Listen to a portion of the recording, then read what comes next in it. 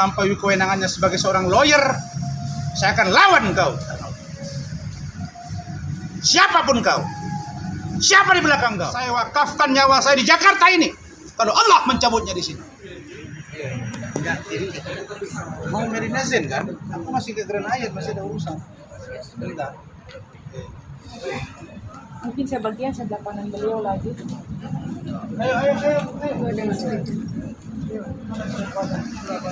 Ayo, Iman. Ayo, Pak. Ya, siap Bang, siap. Ya, sudah bisa dimulai Bang.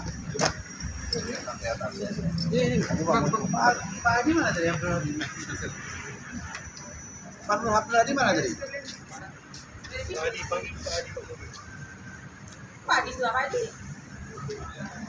Assalamualaikum warahmatullahi wabarakatuh. Selamat malam. Terima kasih teman-teman media yang saya hormati. Alhamdulillah malam hari ini dengan didampingi oleh kuasa hukum kami, Bapak Muhammad Anwar, sarjana hukum, master hukum. Saya Rasma Arif Sution, didampingi oleh teman-teman saya. Ada Pak Imas Hatta, ada Pak Husin atau Pak Habib, ada Pak Indra Maha, kemudian ada Ibu Yasfi, ada Bu Adi Suryani, ada Bu Edi dan Neti. Ini yang cukup vokal sekarang. Dan beberapa tim hukum yang lain, ada Saudara Marida, Saudara Abdul Hadi, kemudian ada Saudara Fernando, kemudian Fernando dan Hadi. Bahwa alhamdulillah malam hari ini setelah melalui prosesasi yang menjadi prosedur tetap di SPKT hari ini, kita sudah lalui dan akhirnya kita sepakat dengan penyidik bahwa untuk membuat LP unsurnya masuk.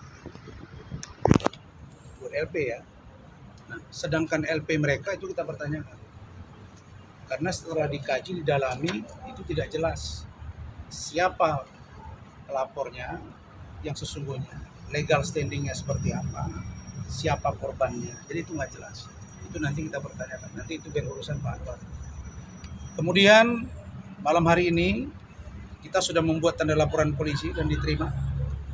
Nanti bisa dijelaskan oleh Pak Anwar tentang deliknya, lokusnya, pasalnya, dan ancamannya, serta rentetan-rentetan berikutnya.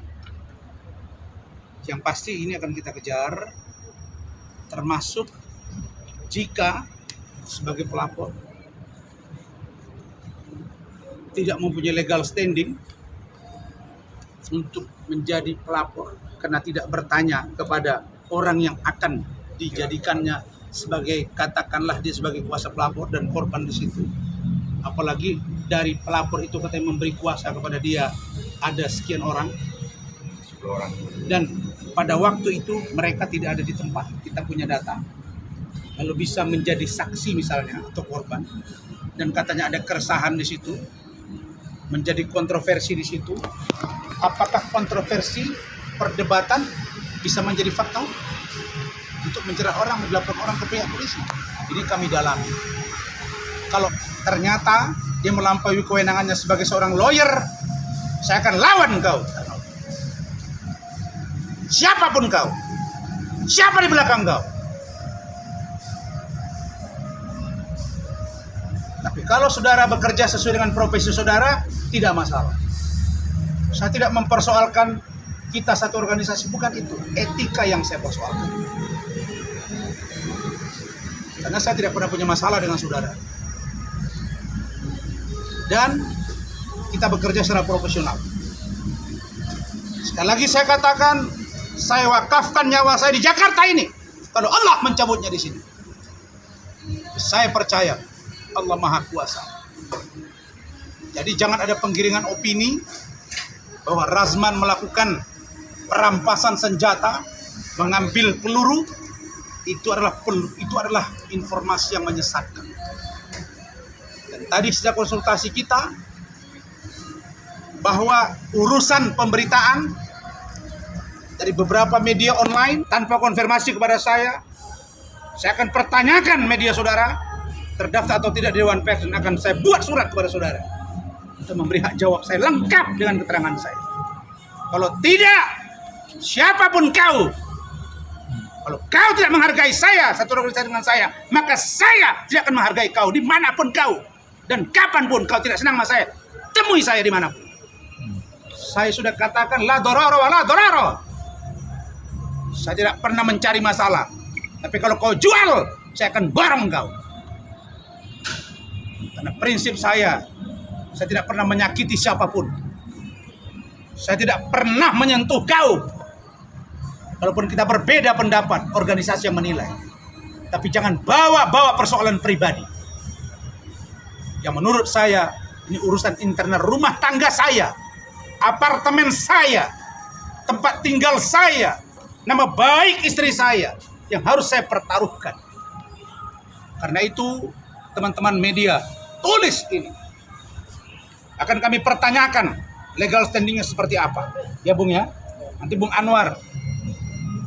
Saudara di organisasi mana? Sebagai apa? Berbicara seperti itu tanpa klarifikasi hari ini. Baru konfirmasi tadi kepada saya. Itu akan saya pertanyakan terdaftar atau tidak Dewan Pers. Kalau tidak terdaftar, artinya saudara ilegal, maka saya akan proses. Kalau terdaftar, kita bertarung di Dewan Pers. Kode etik jurnalistik. Saya 12 tahun jadi wartawan. Tanya! Saya jadi wartawan di Medan Pos. Semua orang tahu. Dan salah satu dari keluarga pemilik Medan Pos adalah istri saya. Jadi kau jangan kira saya tidak mengerti bagaimana cara menulis berita dengan sistem check and balance, sistem information. Bagaimana mengatur kaidah jurnalistik. Bagaimana azas konfirmasi. Saudara sudah membuat surat perdamaian, pernyataan yang tanpa kami ada tekanan. Dalam rekaman saudara minta perlindungan kepada saya, ya Pak Imas Hatta. 2 orang oknum polisi yang saudara buat dalam pernyataan, saudara minta menjadi pengawal saudara. Mereka minta maaf, minta tolong kepada saya. Saya bantu, tapi saudara laporkan kami semua. Fitnah keji, saudara tanggung resiko ini. Patut diduga saudara dipengaruhi oleh saudara yang juga dalam kami dalami dugaan penggelapan 12 miliar. Kau KP bekerja sama kalian, tidak peduli saya. Dimanapun kau punya kelompok, saya punya kelompok. Kau punya pribadi, saya punya pribadi. Kau sendiri, saya sendiri. Kau rame, saya rame. Mungkin kalian kira saya baru 6 tahun menjadi lawyer di Jakarta. Tapi saya sudah menjadi seorang politisi sejak umur 27 tahun. Dan saya melanglang buana di Jakarta ini, menangani berbagai persoalan politik di negeri ini. Matahari tidak pernah bilang dia menerangi bumi ketika siang hari dan bulan malam pada malam hari. Tapi jangan kau coba-coba saya. Aneh bagi saya, bagaimana saudara sebagai pelapor dengan menyebut bahwa ada kuasa pada saudara yang mereka tidak ada di tempat ini. Dan ini semua saya rangkai adalah dalam rangka presumption of innocence, praduga tidak bersalah, bukan justifikasi. Tapi kalau kau tidak suka dengan saya, dengan praduga saya ini, dimanapun kau, dimanapun saya, kau cari saya. Telepon saya on call 24 jam kecuali dalam pesawat. Jadi barangkali ini penjelasan dari saya, Envi dan Pak Indra bukan cari makan di sana. Kita tidak terlibat. Karena itu siapapun yang terlibat harus bertanggung jawab. Tapi jujur malam hari ini, sebagai seorang kader, terpancing jati diri saya. Dan saya takut hanya pada Allah. Ingat. Jadi Anda siap-siap. Kalau Anda giring opini, kita berhadapan. Anda merasa punya jaringan, kita lihat. Dan negara ini ada hukum. Barangkali itu yang pasti unsur pencemarannya kami laporkan. 310, 311. Dan nanti akan menyusul Fox serta rangkaian-rangkaian berikutnya. Silakan Bung Anwar, ini LP-nya ya. Tunjukin dulu. Bang.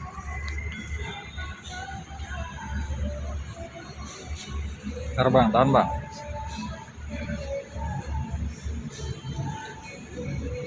Tahan bang, tahan. Silakan. Terima kasih pada semua rekan-rekan. Jadi ini berawal dari laporan ini sebenarnya berawal dari laporan saudara AS. Sorry bang, handphone bang. Karena laporan itu kami melihat ada juga di pohon itu juga juga sebelah. Oleh karena itu kami laporkan dan laporan itu sudah diterima di dalam. Nah, itu soal laporan fitnah dan pencemaran nama baik. Kenapa kami ngotot? Karena yang difitnah itu adalah seorang pengacara. Yang kita tahu itu sudah viral, namanya sudah terkenal gitu ya, sudah banyak bantu orang kemana-mana. Gitu. Jadi kami anggap itu adalah pencemaran nama baik yang sudah terlalu. Yang pertama. Yang kedua, imbas dari laporannya saudara AS dan kawan-kawan ini, apabila nanti laporan yang kemarin dilaporkan tidak terbukti, maka kami akan laporkan balik. Kami akan laporkan balik terhadap keterangan palsunya dia. Kami akan laporkan balik. Yang ketiga, karena ini nanti ada unsur berita bohong hoaxnya, kami juga mempertimbangkan untuk undang-undang ITE ini masuk. Karena saudara AS ini konferensi pers, kemudian masuk ke salah satu media ya, akhirnya nyebar kemana-mana. Sudah tadi di dalam kita sudah sampaikan semua itu, jadi berita ini nyebar kemana-mana. Jadi saya ingin sampaikan bahwa akibat laporan ini fitnah yang sudah nyebar kemana-mana, abang saya, Pak Rasma yang sekaligus saya sebagai lawyer yang sekarang ini, itu teman pribadi, teman di sana itu menanyakan kepada saya, Japri, ini benar nggak ini Pak Rasma begini? Saya bilang itu hoax. Kenapa? Karena kami ada bukti rekaman semua laporan saudara AS itu. Ada bukti rekaman, ada kemudian foto dan sebagainya. Itu nggak benar. Ya. Nah, yang terakhir yang menjadi juga buat kami ganjal laporan itu, ya. Saudara AS ini menjelaskan di media itu penganiayaan. Penganiayaan itu 351. Tapi di laporannya bukan penganiayaan gitu. Ini artinya saudara AS nggak memahami persoalan. Ini juga salah satu penyebab kenapa kami anggapnya tuduhan yang merusak penghormatan klien kami, yang merusak dan menimbulkan fitnah.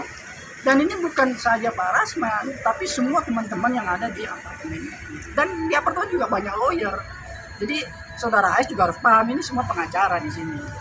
Jadi itu saja saya pikir, ya kita tunggu saja langkah selanjutnya dan mudah-mudahan proses hukum ini tetap berjalan kan. Ya. Terima kasih. Terima kasih. Silakan Bu Ida, singkat sebelum kita jalan. Bagi kami di sini kehadiran pelapor sangat menyayangkan karena dia pelapor, dia pengacara yang saksinya tidak ada di tempat. Yang dikatakan saksi itu melihat, menyaksikan dan mengetahui. Sementara ini kok terjadi gitu. Nah, ada pertanyaan yang sangat besar, kok bisa laporan itu diterima? Apakah benar laporan itu atau seperti apa, kita nggak tahu. Karena kita lihat laporan itu tidak memenuhi unsur.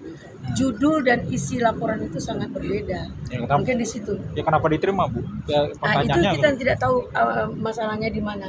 Kita aja buat laporan nggak gampang kok. Harus konsultasi, harus segala macam. Sudah masuk substansi baru kita diterima. Jadi kira-kira ada dugaan apa, Bu? Ya, kok laporan yang tidak memenuhi unsur kok bisa diterima oleh ya tadi praduga tidak bersalah. Laporan ini mungkin kelalaian juga mungkin bisa kalau memang ya, atau hal yang lain yang kita juga tidak ketahui penyebabnya. Ada pertimbangan apa, ada bukti apa yang membuat laporan ini bisa masuk gitu. Mungkin kita nanti kejelasan. Iya. Nanti akan kita lihat seperti apa lanjutnya. Udah kenal saya nih bolak-balik. Untuk kita lihat nanti ke depan seperti apa. Yang penting 310, 311-nya jangan dianggap ringan. Ini bisa mengembang. Yang pasti tidak ada di situ nanti. Kalau Kapolri kan buat edaran sekarang. Kalau IT itu nanti ada mediasi, ini tanpa mediasi. Kita lihat. Ya, silakan Pak, pelapornya beliau nih, Pak Im. Saya jadi pelapor karena nama saya dicantumkan di dalam laporan yang tidak benar. Itu satu ya. Mengapa saya menyampaikan buat teman-teman? Kan teman-teman saya baik-baik semua. Pak Indra, Pak Anies. Inilah orang-orang yang tidak pernah berbuat masalah di dalam. Pertanyaan saya, mengapa kita kok harus ngotot-ngototan ingin jadi ketua? Apalagi sudah menjabat sekian tahun. Tapi tolong kita sama warga, baiklah. Kita sudah berbuat baik. Jangan disakiti. Jangan dibuat fitnah. Ya, mudah-mudahan dengan pengalaman ini semua menjadi hikmah yang baik. Perbedaan boleh itu ramah. Tapi di perbedaan itu akan muncul suatu kesempatan yang sudah Pak Rasman bilang. Dulu pertama saya dengan Pak Rasman satu suara. Kedua kita beda karena kita masing-masing punya prinsip. Gak ada masalah, tetap bersahabat, tetap berteman, bersaudara. Selesaikan dengan baik. Sekarang dengan adanya persoalan sekarang ini, kita maunya apa baik. Tidak ada kelompok-kelompok warga, tidak ada pemecah belahan warga. Kalau ada itu ada oknum yang membuat. Demi apa? Demi kepentingan. Nah ini yang kita tidak boleh melakukan sekarang. Saya mengimbau pada warga MPR pada umumnya dan pada teman-teman perjuangan. Mari kita berjuang dengan baik, dengan lurus. Satu kesatuan bahwa warga harus menjadi warga yang bersatu, warga yang baik sehingga apa kita menjadi harmonis kembali. Terima kasih. Baik. Terima kasih.